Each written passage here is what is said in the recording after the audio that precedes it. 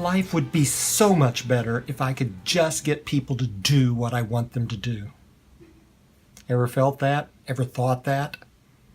I think we all do from time to time. Matter of fact, most of our frustration in life comes from our wishing, our expecting, our trying to get people to do what we think they should do.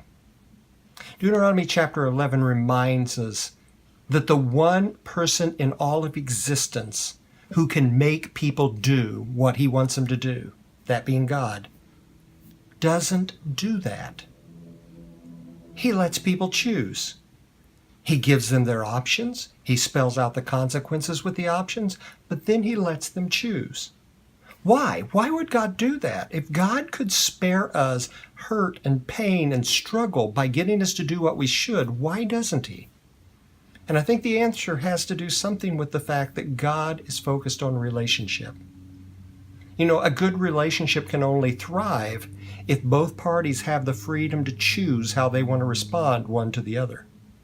Because without that choice, it's not a relationship, it's a dictatorship. And so Moses is pointing out that God gives us the freedom to choose. So the lessons are twofold here. One, we need to love people and hold out the best to them, but then let them choose, even if they choose something we think is not a good choice. And two, we need to realize that God has placed not only the opportunity, but the responsibility on our shoulders to make choices for him. And we need to own those choices and the consequences that comes along with those choices.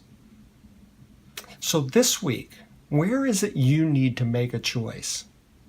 Where is it that God has given you the opportunity, the privilege to make a choice? I pray that in prayer and seeking him, you will use your freedom to choose wisely, and that you'll own the consequences of that choice. And you'll see life change because of it. Here's to choosing well this week. See you next week.